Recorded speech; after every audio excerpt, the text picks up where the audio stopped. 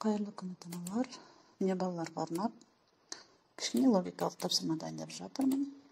Яғни жасырынған сандарды табуымыз керек. Негізі мүмкіндігінше теңдеу құру арқылы тапсақ деймін.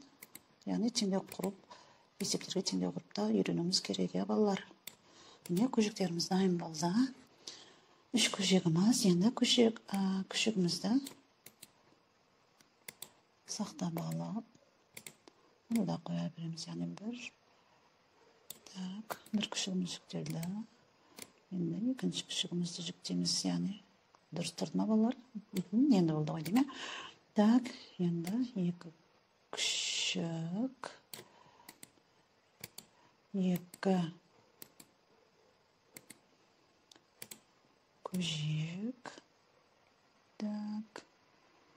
Кішкене қисық тұрып қалды. Кішкене дұрыстай, кішкене. Енді болды ғой деймін. Екі күшік, екі көжек. Енді кезек мысығымызды жүктеп алайық.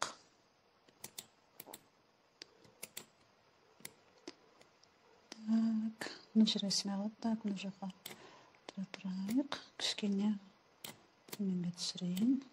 Енді қайтып орнымызға келсек болар екен, балалар. Күн былай. Бір мысығымыз кетті. Екі мысық. Кішкене арасын жақындау қоятын сияқтымын, Кішкене төмен тұрып қалды. Сәз. Екі көжек. Көжегіміз. Мысығымыз. Бізге 3 мысығымыз дайын болды. Енді бір күшігіміз бенен көжегімізді келек бұл жерге.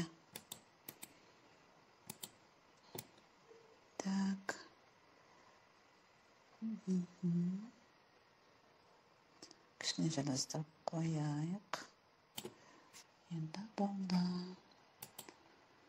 Енді кішкене арасын жақындату керек сияқты, балалар. Қалай ойлайсыңдар, балалар? Кішкене арасын жақындатып қояйын. Тапсырма келесі күні жауабы жіберетін болам, балалар.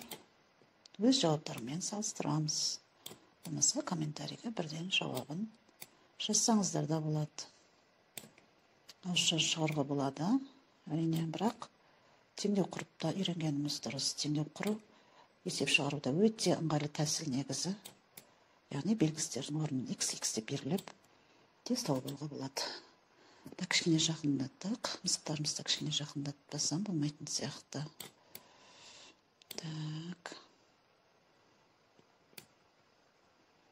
Кішкене жақындатайық. Өйткені сіздерге бәрібір ыңғайлы болу үшін болар. Кішкене жақындатамыз. Осылай болады ғой деймін. Енді мына жерде кішкене дұрыс болмай қапты. Өшіргішімізді алып, өшірейік енді.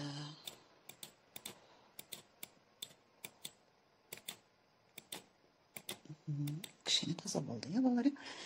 Демек, енді 3 көжек болды. 2 күшік, 2 көжек, 3 мысық, 1 күшік, 1 көжек, 1 мысық, 1 көжек, көжек. Әрқайсысын қаншадан қандай санға тең екенін енді анықтайтын боламыз. Енді бірінші түсін өзгертіп алайын. Енді қосу таңбасын қояйын. Қосу. Жарайды, қосын қоя берейін.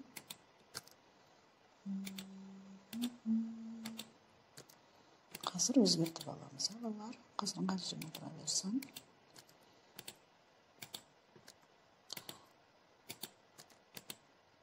Қосу таңбамыз әрқайсы әнді шашылып кетті, балалар. Демек енді қалаған жерге таңбамызды сәл ыңғайластырып бірдей қылып алуға болар екен. Кішкене үлкейтіп алып.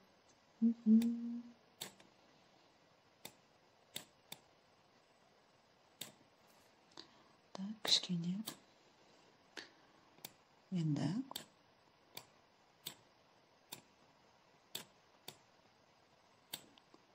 таңбаларымызды кішкене реттеп, орындарын жайғастырып аламыз.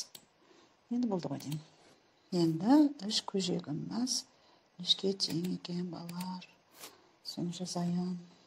Так. Үш көжегіміз олар тең болады 12-ге. Немесе түсін өзгертеміз ғой деймін. Түсін өзгертейік, анық көріну үшін, балар. 12-ге тең.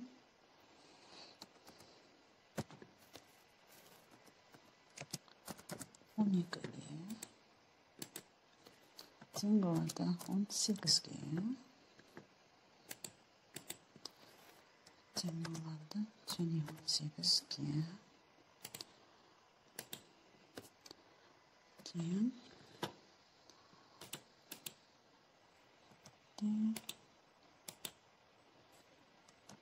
Тең. Енді бәрін ыңғайластырып, таңбаларды сәл реттеп алсақ болады, балалар. Так, үш көжегіміз тең болады да 12-ге. Так, 18-ге. Так, енді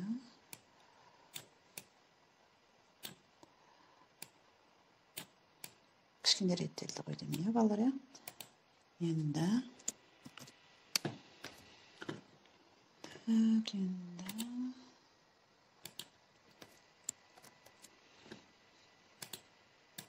сонда бір мысығымыз қандай санға тең?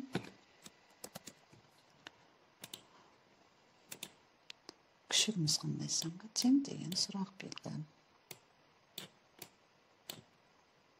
Ауызша шығаруға болады, балалар, Бірақ дегенмен теңдеу құрып шығарып та үйренуіміз керек. Міне тапсырма осылай.